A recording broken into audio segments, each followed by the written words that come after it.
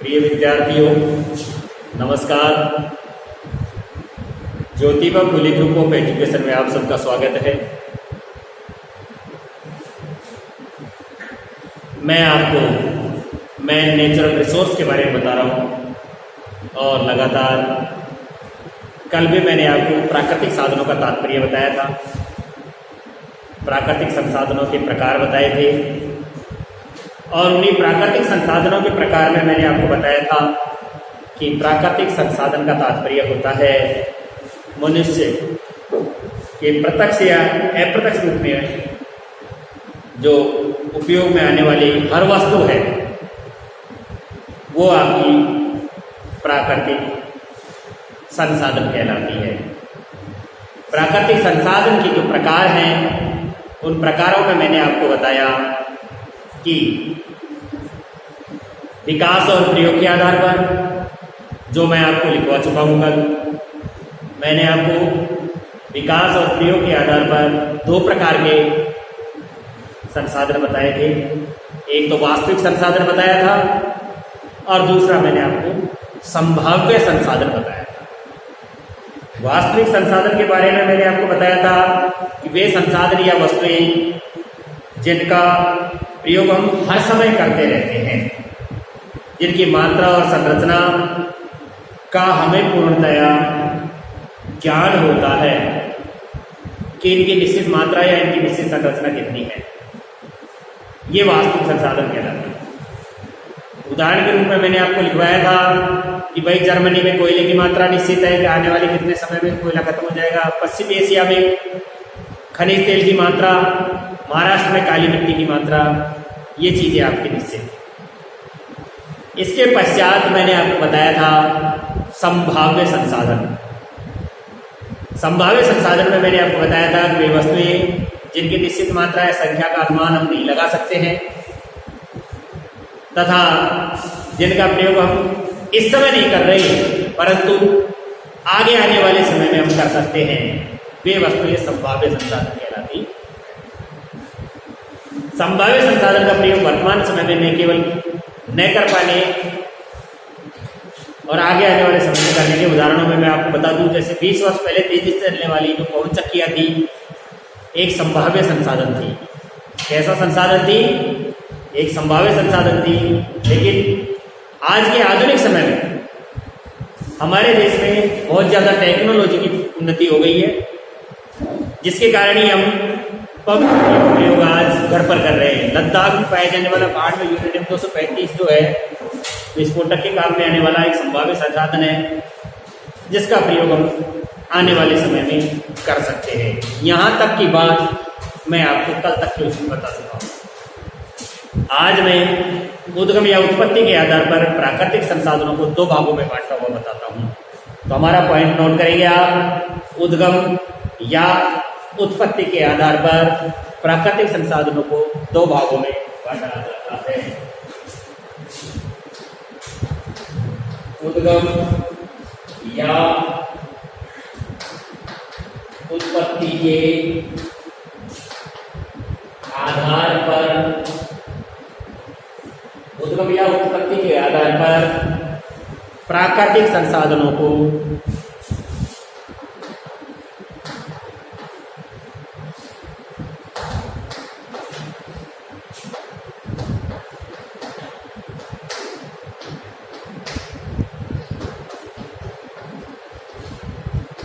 दो भागों में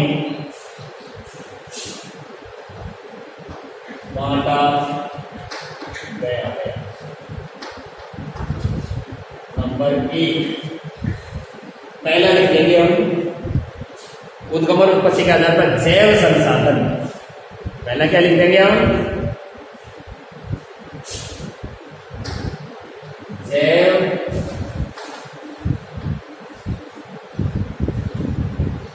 संसाधन। अब जैव संसाधन से क्या तात्पर्य है? जैव संसाधन से तात्पर्य है कि सजीव या जीवित वस्तुएं क्या कहलाती हैं, जो मैंने आपको पहले प्रारंभ में भी लिखवा दिया था। सजीव या जीवित वस्तुएं ही जैव संसाधन कहलाती हैं। लिखेंगे सजीव या जीवित वस्तुएं, सजीव या जीवित वस्तुएं जैव संसाधन कहलाती हैं।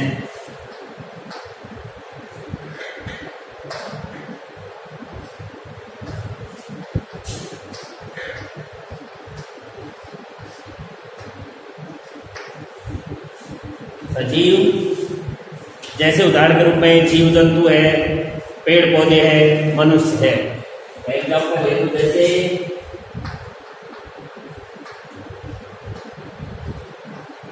जीव जंतु,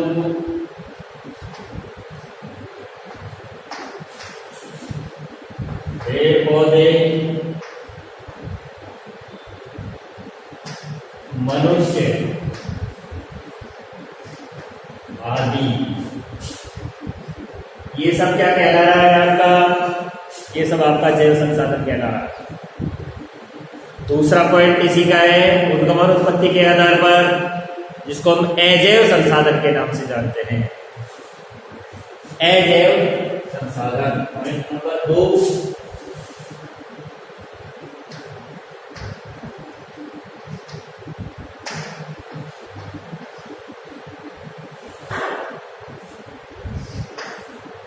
अजैव संसाधन में आप लिखेंगे कि वे वस्तुएं जो निर्जीव हैं, जीवित नहीं हैं, वे वस्तुएं जो निर्जीव हैं, जीवित नहीं है,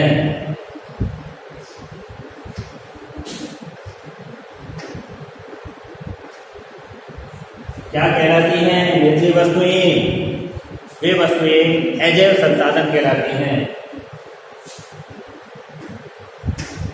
अजैव संसाधन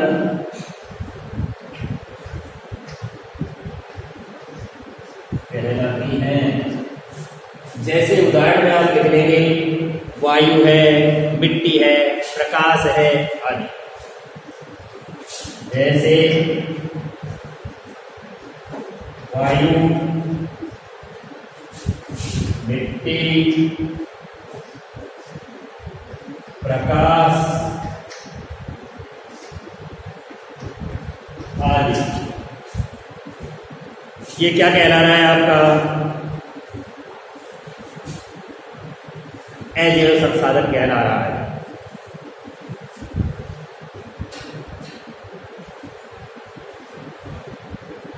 अब आप वितरण के आधार पर और भंडारण के आधार पर नया पॉइंट पढ़ेंगे।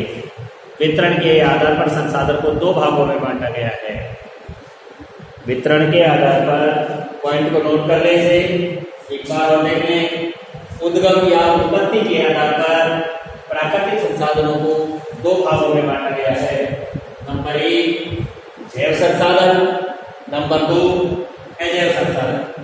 जैव संसाधन से तात्पर्य है कि सजीव या जीवित वस्तुएं जैव संसाधन कहलाती हैं। जैसे जीव जंतु, पेड़ पौधे, मनुष्य, ये सब जीवित हैं, इसलिए इन्हें हम जैव संसाधन के नाम से जानते हैं।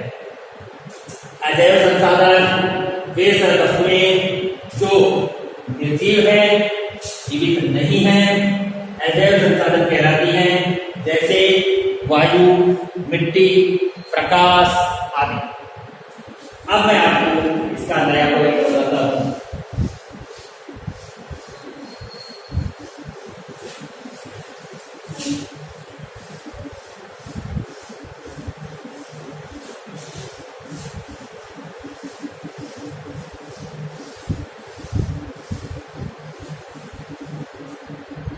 देखिए, वितरण के आधार पर संसाधन को 2 भागों में बांटा गया है। पॉइंट डाल लो। वितरण के आधार पर प्राकृतिक संसाधन को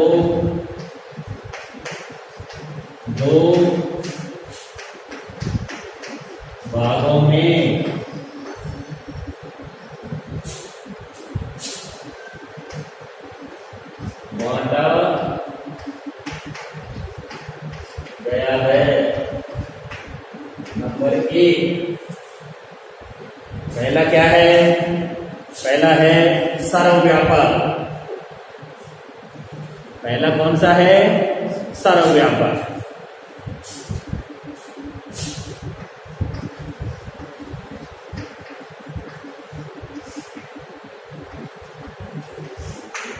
सर्वव्यापक में कौन सा लिखेंगे कि वे वस्तुएं जो सभी जगह पर पाई जाती हैं तथा जो आसानी से उपलब्ध हो जाती हैं, ऐसे संसाधनों को सर्वव्यापक संसाधन कहते हैं। कि वे वस्तुएं जो सभी जगह पाई जाती हैं और आसानी से क्या हो जाती हैं? उपलब्ध हो जाती हैं, क्या कहलाती हैं? सर्वव्यापक संसाधन कहलाती हैं। तो हम लिख देंगे जैसे उदाहरण के रूप में वायु सब जगह पाई जाती है, इसलिए इस प्रकार के संसाधन को सर्वव्यापक संसाधन के नाम से जानते हैं। कि जो वस्तुएं सभी जगह पाई जाती हैं, लिख दो, जो वस्तुएं सभी जगह पाई जाती हैं तथा आसानी से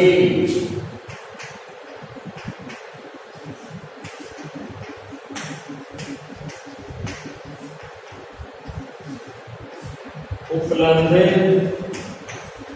हो जाती हैं, उन्हें सर्वव्यापक संसाधन कहते हैं।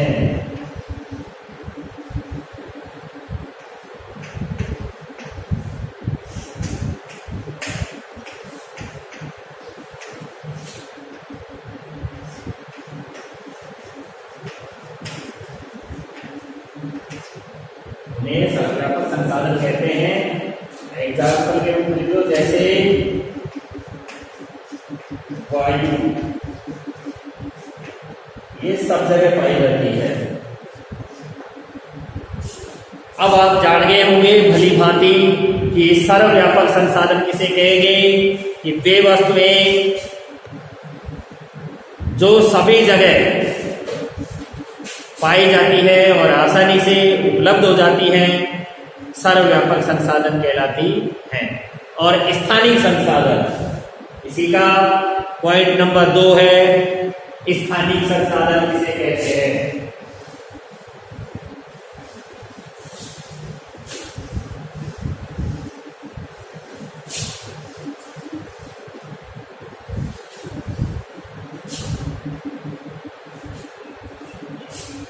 नंबर 2,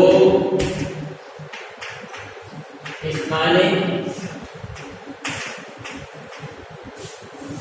संसाधन। स्थानिक संसाधन से तात्पर्य है कि वे वस्तुएं जो कुछ गिने चुने स्थानों पर पाई जाती हैं, स्थानिक संसाधन कहलाती है। उदाहरण के रूप में जैसे तांबा, जहां तांबे की खाने पाई जा रही हो, लोहा, लोह अयस्क आदि, ये जैसे जहां जिस स्थान पर मिलती है उस क्षेत्र में ही निश्चित जगह में पाई जा रही है, इसलिए इन्हें स्थानिक संसाधन के नाम से जाना जाता है। जैसे लिख दो, जो वस्तुएं कुछ गिने चुने, जो वस्तुएं कुछ गिने चुने स्थानों पर ही पाई जाती हैं,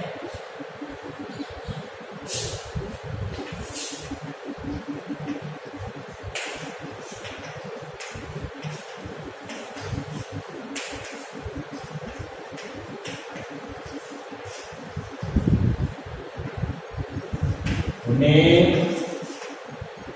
स्थानिक संसाधन कहते हैं।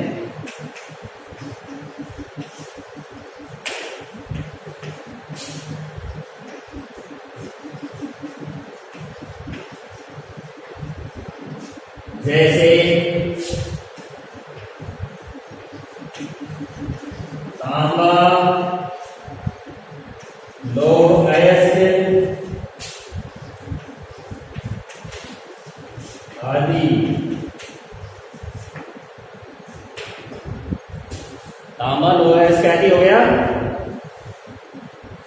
अब आपको इससे आगे संसाधनों को अच्छी तरह से समझने के लिए मैं दो भागों में बांट करके बताता हूं। कौन कौन से? नवीकरणीय और अनवीकरणीय। प्राकृतिक संसाधनों को अच्छी तरह से समझने के लिए दो भागों में बांट सकते हैं। ये पॉइंट आप लिखेंगे।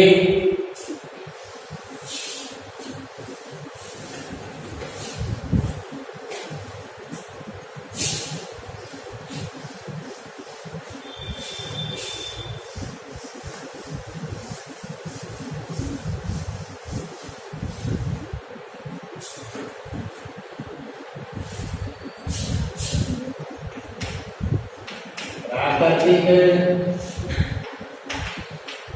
संसाधनों को अच्छी प्रकार से समझने के लिए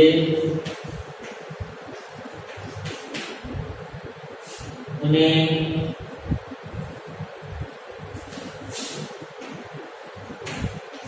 दो भागों में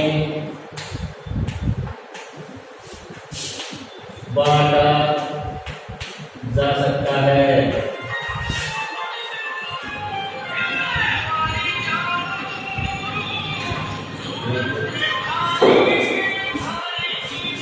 साधनों को अच्छी प्रकार से समझने के लिए उन्हें हम कितने भागों में बांट सकते हैं? दो भागों में बांट सकते हैं।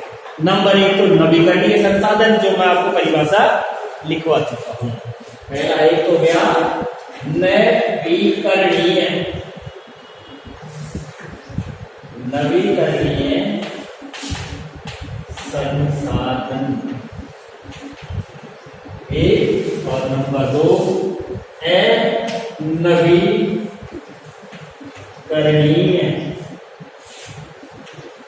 संसाधन।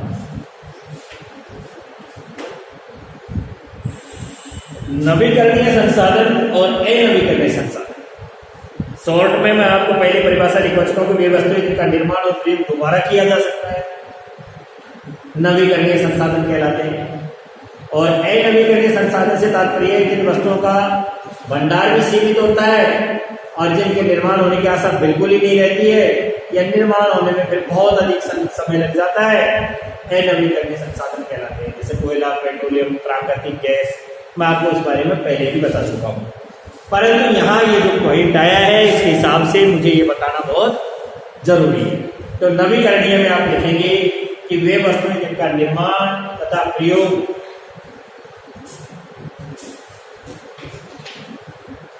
वे वस्तुएं जिनका निर्माण तथा प्रयोग, वे वस्तुएं जिनका निर्माण तथा प्रयोग दोबारा किया जा सकता है।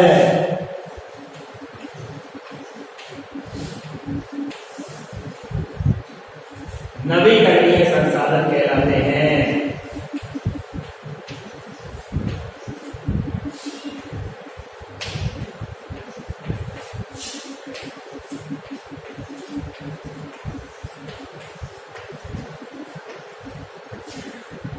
नवीकरणीय संसाधन किसे कहते हैं? कि जिनका निर्माण भी और प्रयोग भी दोबारा किया जा सकता है, जिन वस्तुओं को दोबारा आसानी से उपलब्ध की जा सकती है, नवीकरणीय कहलाती है। नवीकरणीय संसाधन ऐसे ही तो होते हैं, आगे इसमें जो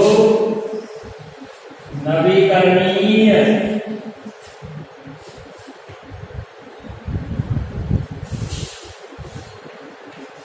संसाधन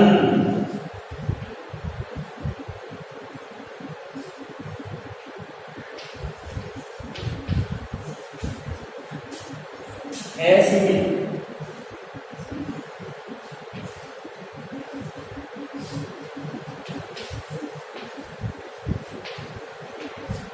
उदाहरण के रूप में लिख लो सौर ऊर्जा, पवन ऊर्जा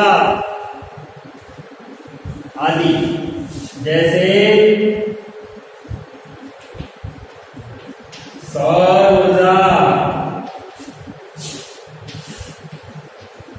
पवन ऊर्जा,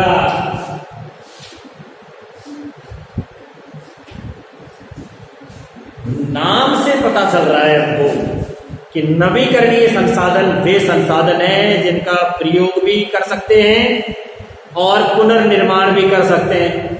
आसानी से निर्माण किया जा सकता है, कभी भी समाप्त नहीं होते हैं, लंबे समय तक चलने वाले होते हैं, नवीकरणीय संसाधन कहलाते हैं। जैसे सौर ऊर्जा, सौर ऊर्जा अर्थात सूर्य, जब तक पृथ्वी रहेगी, जब तक प्रकृति रहेगी, तब तक सूर्य भी रहेगा और सूर्य से प्राप्त होने वाली ऊर्जा भी रहेगी। इसलिए सौर ऊर्जा को हम एक नवीकरणीय संसाधन के नाम से जानते हैं। उसी प्रकार आप पवन ऊर्जा के बारे में जानते होंगे, चलने वाली वायु, वायु की गति कभी तेज होगी, कभी मंद होगी, लेकिन वायु पृथ्वी पर विद्यमान अवश्य रहेगी।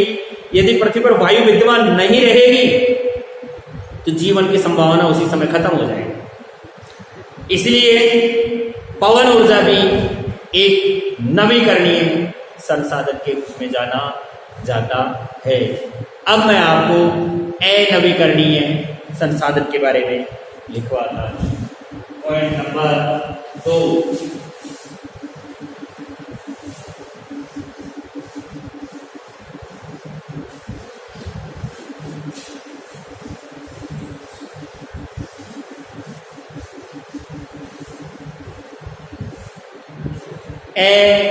नवीकरणीय वे वस्तुएं जिनका भंडार सीमित होता है।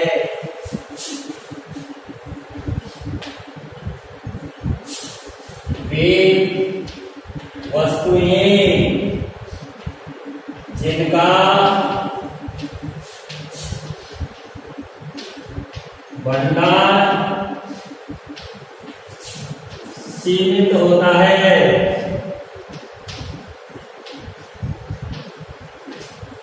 वे वस्तुएं जिनका भंडार सीमित होता है तथा जिनके निर्माण होने की आशा तथा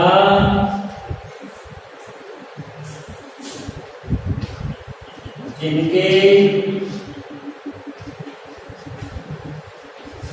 निर्माण होने की आशा बिल्कुल नहीं रहती है।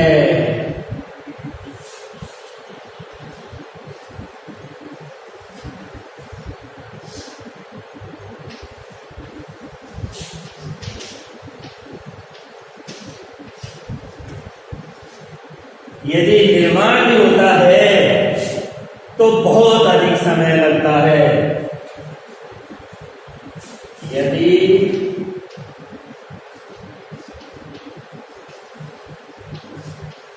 निर्माण भी होता है तो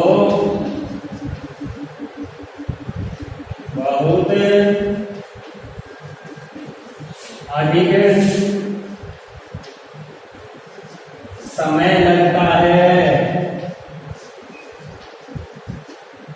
क्या कहलाते हैं? अनवीकरणीय संसाधन कहलाते हैं।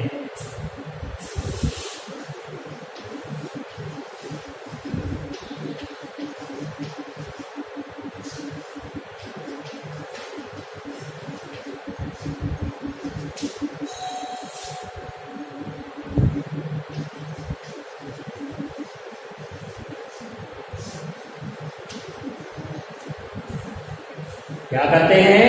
अनवीकरणीय संसाधन कहलाते हैं। उदाहरण के रूप में लिख लो आप कोयला, पेट्रोलियम, प्राकृतिक गैस।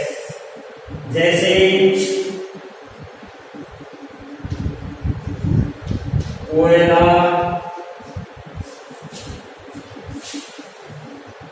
पेट्रोलियम,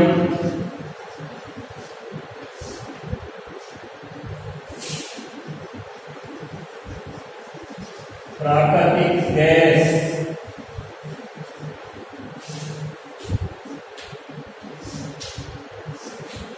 जानते हो कोयले का निर्माण कैसे होता है या कैसे हुआ था? लाखों करोड़ों साल पहले पृथ्वी पर उथल पुथल हुई, जिसके कारण जंगलों के जंगल मिट्टी की तहों में परतों में दबते चले गए। पृथ्वी के गर्म ताप और दाब के कारण बिना धुएं के अंदर ही जल करके और वो ठोस कोयले के रूप में बदल गए, जिसे हम खनन कार्य करके निकालते हैं। ऐसा अनुमान है कि आने वाले 200 सालों में कोयला समाप्त हो जाएगा। उसी प्रकार से मैंने आपको बताया था पेट्रोलियम, ये भी एक अनवीकरणीय संसाधन है। क्यों? कि जो समुद्र का धरातल होता है, समुद्र के धरातल में पाए जाने वाले जलीय जीव मर जाते हैं और ये जलीय जीव मर करके फिर क्या होता है, समुद्र की पैदे में जमते चले जाते हैं। धीरे धीरे के ऊपर समय पा करके मिट्टी की क्या होती चली जाती है, परत जमा होती चली जाती है।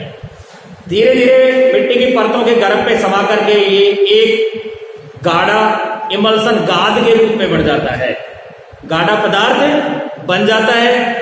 उसी गाढ़े पदार्थ को खनन कार्य करते हैं, ड्रिल करते हैं, भूमि में गहराई में ड्रिल करके और निकाला जाता है। पेट्रोलियम के निकलने से पहले जो गैस निकलती है वो गैस नेचुरल गैस होती है। आपने पेट्रोलियम खनन देखा होगा, जैसे मान लीजिए उदाहरण के रूप में मैं आपको बताता हूं, यहां पर पेट्रोलियम पाया जा रहा है, इस जगह भूमि के भीतर यहां पेट्रोलियम पदार्थ है, चट्टानों के बीच में ये जलीय जीव बन करके और समय पाकर यहाँ गाड़ी इमल्सन द्रव के रूप में बदल गई। इससे ऊपर की चट्टानों को एक प्राकृतिक गैस ने उठा रखा है, नेचुरल गैस है ये, ठीक है। इस गैस ने एक चट्टानों को क्या कर दिया, ऊपर उठा दिया। यहाँ से ड्रिल कार्य करते हैं, तो ड्रिल कार्य करता हुआ जब यहाँ आएंगे तो ये सबसे पहले कौन सी चीज बाहर आएगी, प्राकृतिक गैस बाहर आ जाएगी। इस गैस को भंडारण कर दिया जाता है। इसके बाद में ये जो पेट्रोलियम पदार्थ है ये गाढ़े इमल्सन के रूप में मिलता है, कीचड़ के रूप में।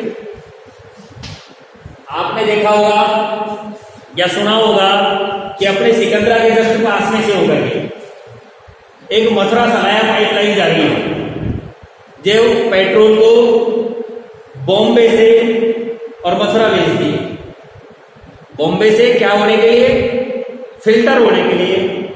उसका जो प्रोजेक्ट लगा हुआ है मथुरा में लगा हुआ है, तो फिल्टर होने के लिए उसे पहले कहां भेजा जाता है, मथुरा में भेजा जाता है। वहां वो साफ होती है, वापस जाती है। कई बार आपने देखा होगा लुटेरे और चोर गिरोह के लोग जगह जगह इस पाइपलाइन में वाल्व लगा करके और पेट्रोल की क्या कर लेते हैं, चोरी कर लेते हैं। कई बार वाल्व को खुला भी छोड़ करके चोर चले जाते हैं, तो खेतों के खेत पेट्रोल से भर जाते हैं। इतना नुकसान हो जाता है भारत सरकार को। ये एक अनवीकरणीय संसाधन है। तो आपको मैं बता रहा था, यहाँ से पेट्रोलियम पदार्थ निकलेगा, इसे बाहर निकालते हैं, ये गाड़ी कीचड़ के रूप में निकलता है। फिर उसका क्या करते हैं, प्रभाजी आसवन करते हैं। प्रभाजी आसवन का मतलब होता है एक मशीन होती है जिसमें विभिन्न तापमान पर, अलग अलग तापमान पर अलग अलग प्रकार के पदार्थ प्राप्त होते हैं। जैसे कोयला खनन कार्य से निकालते हैं, उसी प्रकार से खनन करके ही पेट्रोलियम निकाला जाता है और वो गाढ़ा जो कीचड़ निकलता है उसका प्रभाजी आसवन कर देते हैं। प्रभाजी आसवन में अलग अलग तापमान पर, जैसे पेट्रोल, डीजल, मिट्टी का तेल, पैराफिन, मोम, ईथर, बेंजीन आदि निकालते हैं। अंत में जो बच जाता है शेष, उसको कहते हैं डामर। क्या कहते हैं, डामर कहते हैं, जो क्या करने के काम में आती है, रोड आदि बनाने के काम में। इस प्रकार से आप भली भांति नवीकरणीय और अनवीकरणीय के बारे में समझ गए। यदि मान लीजिए किसी भी संसाधन का हम लापरवाही से प्रयोग नहीं करेंगे, क्यों? क्योंकि लगातार अगर हमने लापरवाही से प्रयोग किया तो हम आने वाली पीढ़ियों को क्या देंगे। जैसे हमारे पूर्वजों ने हमें प्राकृतिक संसाधनों को प्रदान किया है बचा करके, उसी प्रकार हमें भी प्राकृतिक संसाधनों को सीमित उपयोग करके आने वाली पीढ़ियों के लिए बचा करके रखना चाहिए। यहां तक की बात आपको मैं बता चुका हूं। अब आपका नया पॉइंट शुरू होता है, प्राकृतिक संसाधनों का प्रबंधन।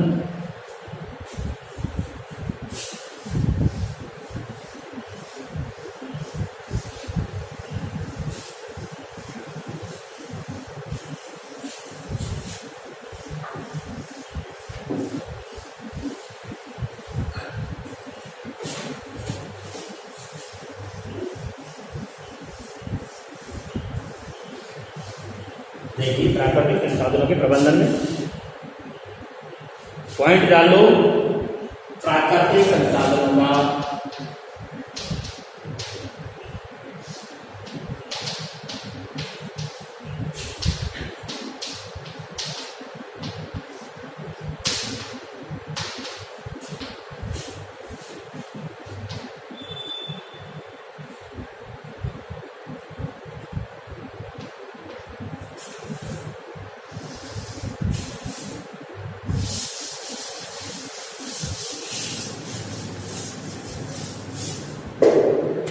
देखिए,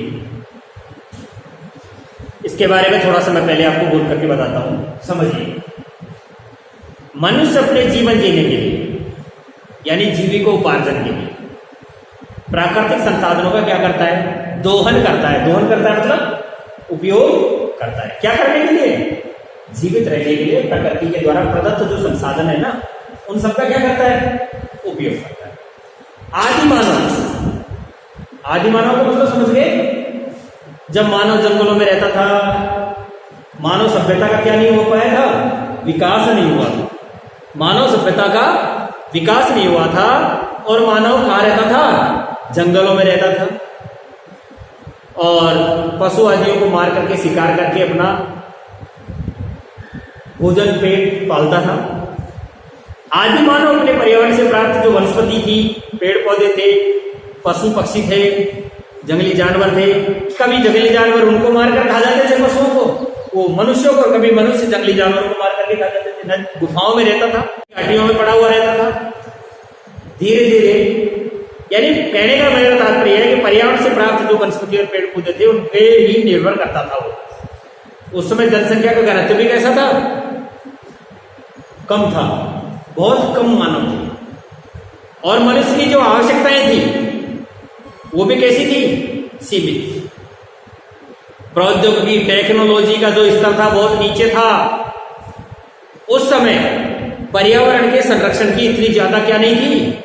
आवश्यकता है, समस्या भी नहीं थी। वर्तमान में समस्या क्यों पैदा हो गई? वर्तमान में समस्या इसलिए पैदा हो गई कि बहुत ज्यादा टेक्नोलॉजी बढ़ गई है, पर्यावरण बहुत ज्यादा प्रदूषित होता जा रहा है। कालांतर में बीते हुए समय मनुष्य ने संसाधनों के दोहन की प्रौद्योगिकी में विकास किया, बहुत ज्यादा टेक्नोलॉजी को बढ़ा दी। आज देखते होंगे आप, घरों में कोई भी कार्य ऐसा नहीं है जो तकनीकी के बिना हो रहा हो। अब ज्यादा कार्य जब तकनीकी से होंगे तो प्रदूषण भी उतना ही क्या होगा? फैले। वैज्ञानिक और तकनीकी विकास के द्वारा मनुष्य जीवित रहने के संसाधनों के अतिरिक्त उत्पादन, प्रोडक्ट बढ़ा दिया, उनका भी अब दोहन करने लग गया है। जनसंख्या की निरंतर वृद्धि के कारण संसाधनों की लगातार क्या बढ़ती जा रही है? मांग भी बढ़ रही है। साथ ही प्रौद्योगिकी के विकास के द्वारा इन्हें उपयोग करने की मनुष्य की जो क्षमता है वो भी क्या होती जा रही है? बढ़ती जा रही है। इस प्रतिस्पर्धा ने यह आशंका उत्पन्न कर दी है कि कहीं ये संसाधन शीघ्र ही समाप्त होकर के पूरी तरह से मानवता के जीवन पर ही कोई प्रश्न चिन्ह नहीं लगा दे कि आने वाले समय में हम इस संसाधनों के तरसते रह जाए। जैसे कोयला खत्म हो जाए, पेट्रोल खत्म हो जाए, तो फिर हम क्या कर पाएंगे? हमारा मानव जीवन शून्य हो जाएगा। इसीलिए हमारे सामने ये जरूरी है कि इनके प्रयोग पर विवेकपूर्ण उपयोग लें, आने वाली पीढ़ियों के लिए इन्हें सुरक्षित करें। पर्यावरण का संरक्षण करना बहुत जरूरी है। इसलिए यहां एक छोटा सा नोट लिखना चाहेंगे, हम लिखेंगे कि मनुष्य अपने जीविकोपार्जन के लिए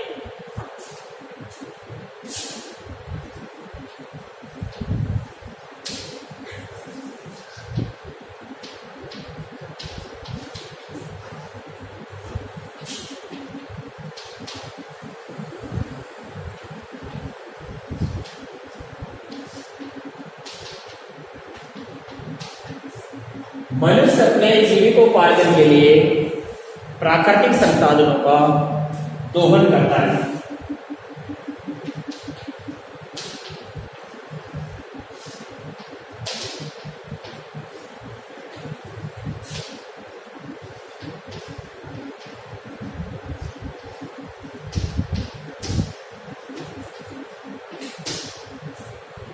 प्राचीन काल से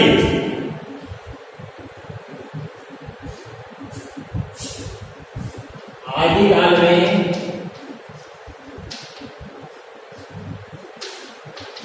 मानव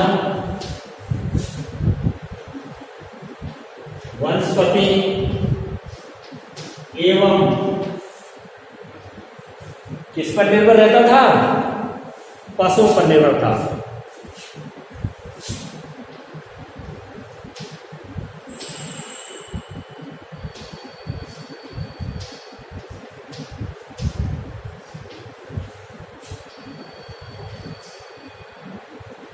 जनसंख्या का घनत्व भी कम था, आवश्यकताएं सीमित थी। उस समय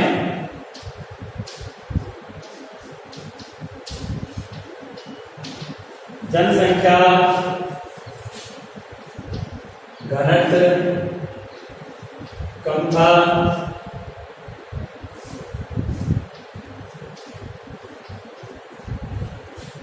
आवश्यकताएं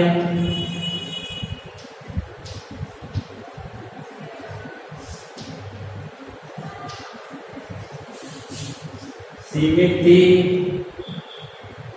और प्रौद्योगिकी का स्तर नीचे था।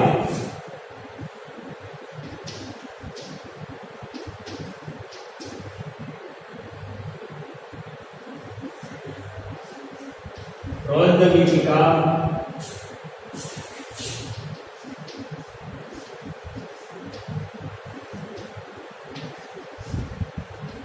नीचे, प्रौद्योगिकी का स्तर भी कैसे था?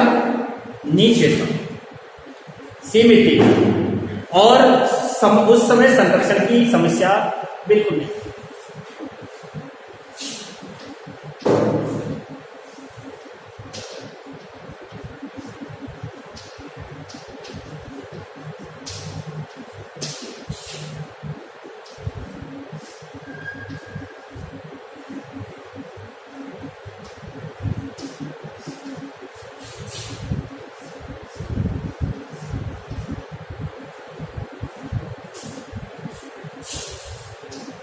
वर्तमान में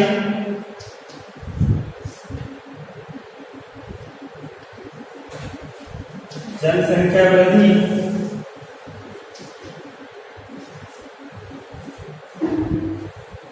आवश्यकताओं में वृद्धि,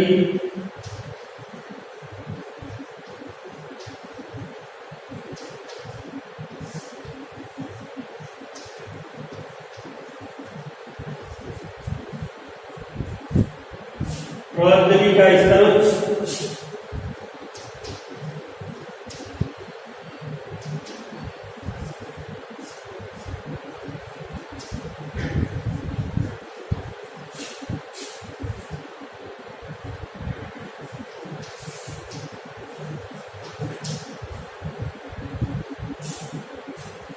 इसलिए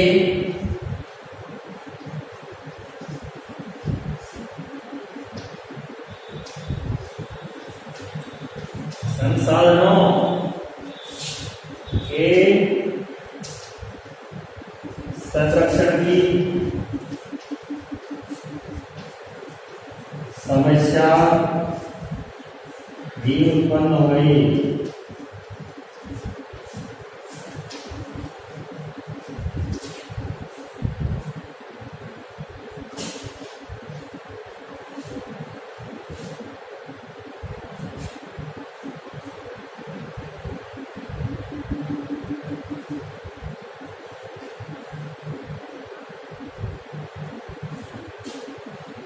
इसलिए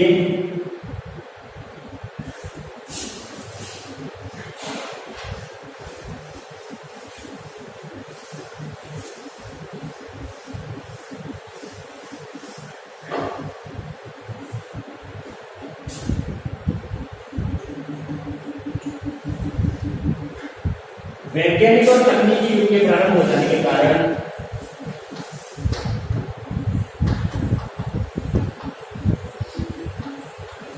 एवं तकनीकी युग के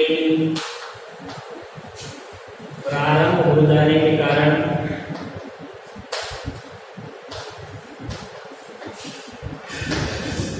वैज्ञानिक और तकनीकी युग के प्रारंभ हो जाने के कारण लगातार क्या होता जा रहा है?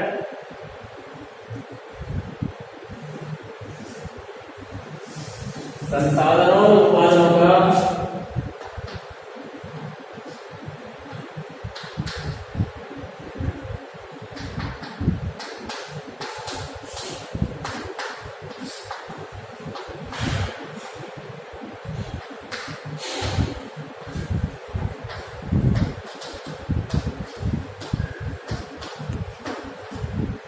जिससे ये आशंका उत्पन्न हो गई है कि कहीं ये संसाधन शीघ्र समाप्त हो जाए, इससे यह आशंका उत्पन्न हो गई है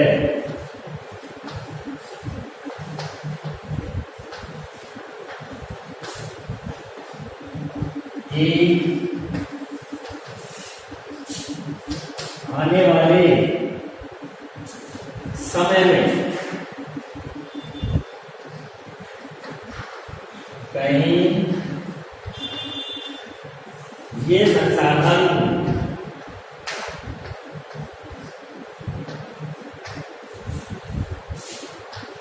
शीघ्र ही समाप्त हो जाए।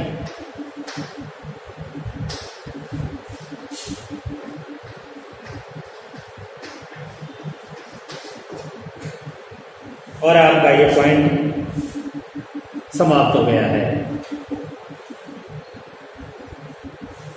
अब इससे के बाद में संसाधनों के संरक्षण की आवश्यकता वाला पॉइंट चलेगा आपका न्याय संगत उपयोग और संरक्षण। हमारा पॉइंट है न्याय संगत उपयोग और संरक्षण। नोट कर लें इसे।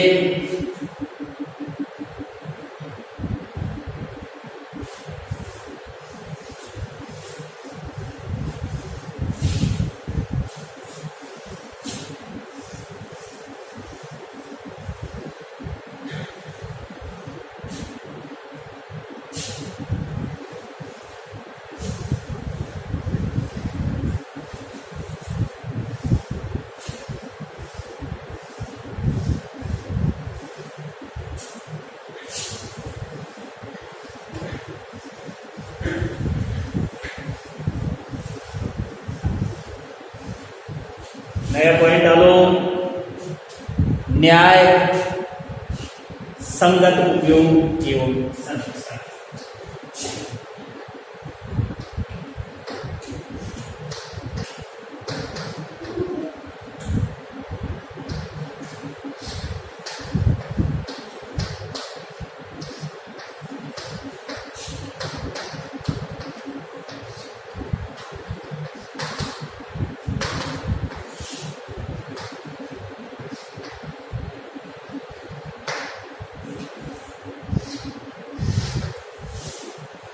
देखिए इसके बारे में पहले थोड़ा सा आपको बताऊं। प्राकृतिक जो संपदा है उनका योजनाबद्ध, न्याय संगत और विवेकपूर्ण उपयोग किया जाए तो उनसे अधिक दिनों तक लाभ हो जाएगा।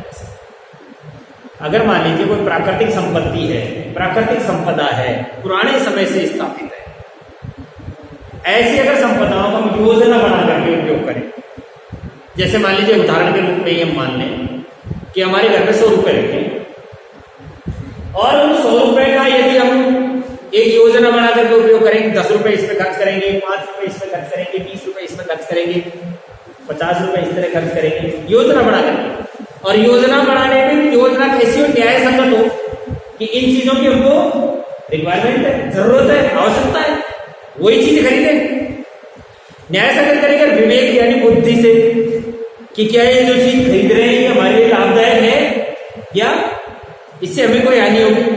या अगर मान लीजिए 100 रुपए की चीज को खरीद करके हम इससे 200 रुपए और कमा सकते हैं, लाभ हो रहा हो, इस तरह से यदि हम उनका उपयोग करें तो हम क्या कर सकते हैं बताओ, उसे अधिक दिनों तक हम क्या कर सकते हैं, लाभ हो सकते हैं। वे भविष्य के लिए हमें क्या कर सकती हैं, लाभ दे सकती है, हमारे लिए संरक्षित में रह सकती है ज्यादा समय तक। इसीलिए हमें जो ये प्राकृतिक संपदा होती है इनका योजनाबद्ध रूप से समुचित विवेकपूर्ण उपयोगी इनका क्या कहलाता है, संरक्षण करना कहलाता है। संरक्षण का अर्थ यह कदापि नहीं है कि हम उसको बचा करके रख लो और मर जाओ, ये तात्पर्य नहीं है कि आपके पास 100 रुपए है, आपको वर्तमान में बीमारी ने आकर के जकड़ लिया, आपको दवाई की आवश्यकता है, ये नहीं है कि आप 100 रुपए को बचा करके रख दो और आप क्या कर लो, दवाई मत लो, नहीं, इसका तात्पर्य नहीं। नहीं, उसको विवेकपूर्ण तरीके से खर्च करें, योजनाबद्ध तरीके से खर्च करें। तो तात्पर्य है कि प्राकृतिक संसाधनों का प्रयोग न करके उसकी रक्षा की जाए, ये कतई मतलब नहीं है। इसका उपयोग में कंजूसी की जाए, ये भी मतलब नहीं है। उनकी आवश्यकता के बावजूद उनको भविष्य के लिए बचा कर रख लो। जरूरत तो है, पेट्रोल की जरूरत है हमें, लेकिन पेट्रोल का उपयोग नहीं करके हम एक ही जगह खड़े हैं, ये जरूरत नहीं है। भविष्य के लिए बचा करके तो रखना है, लेकिन आवश्यकता की पूर्ति जरूर करें। संरक्षण से हमारा तात्पर्य है कि संसाधनों का अधिक से अधिक समय तक, अधिक से अधिक मनुष्य की आवश्यकताओं की पूर्ति हेतु विवेकपूर्ण उपयोग किया जाए, इसे ही हम संरक्षण कहते हैं। तो न्याय संगत उपयोग और संरक्षण के बारे में मैं आपको नोट करवाता हूं। देखिए,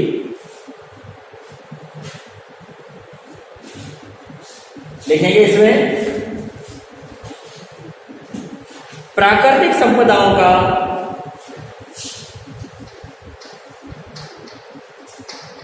प्राकृतिक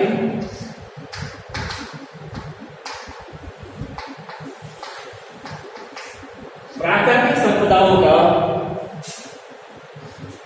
योजनाबद्ध न्याय संगत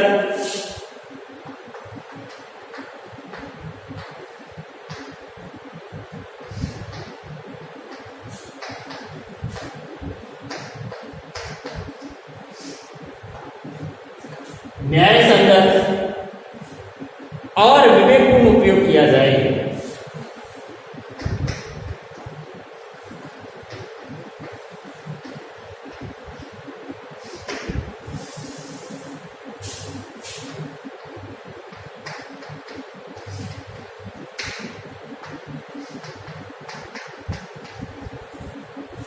एक बात कि इनका न्यायपूर्ण उपयोग किया जाए ताकि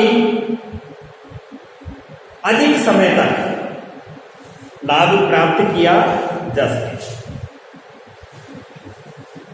इस प्रकार उपयोग करने से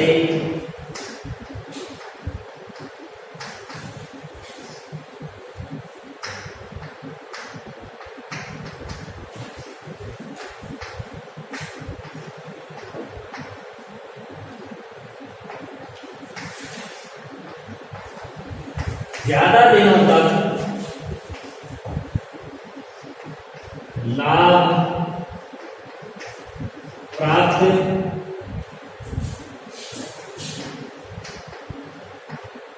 किया जा सकता है।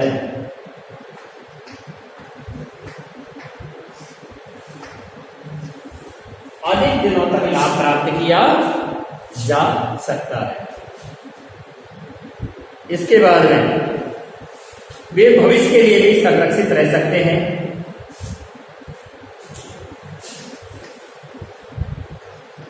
योजनाबद्ध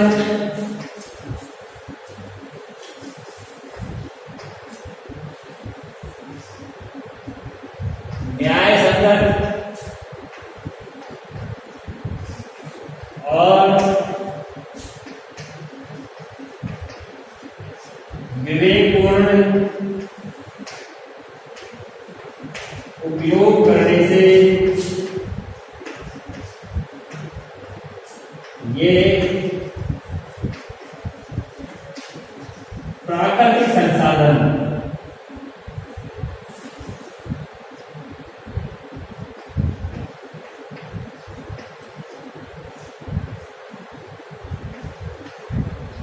भविष्य के लिए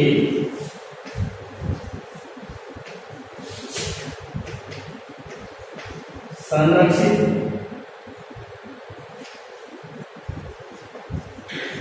रहेंगे। भविष्य के लिए क्या रह सकते हैं ये? संरक्षित रहेंगे। संरक्षण का अर्थ ये नहीं होता। पॉइंट 2 पॉइंट और है।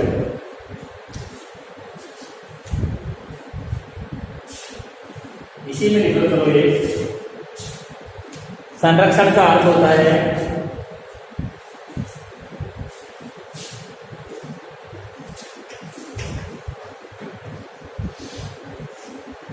संरक्षण का अर्थ होता है अधिकाधिक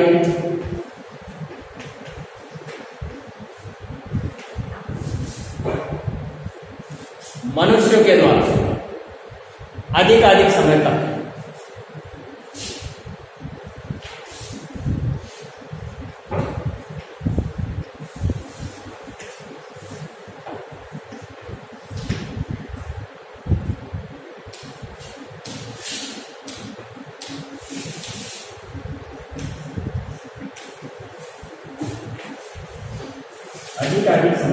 अधिकाधिक मनुष्यों के द्वारा या मनुष्यों की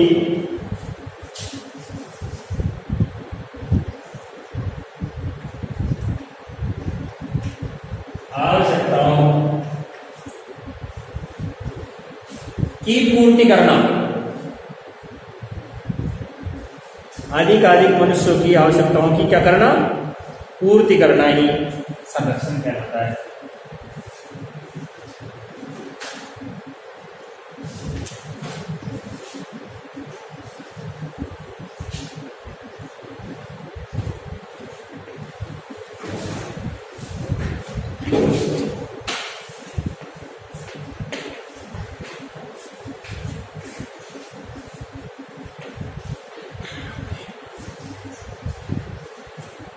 यहां तक की बात मैं आपको बता चुका हूं। अब संसाधनों के संरक्षण की आवश्यकता और संसाधनों का प्रयोग ये नहीं है के बारे में मैं आपको कल बताऊंगा।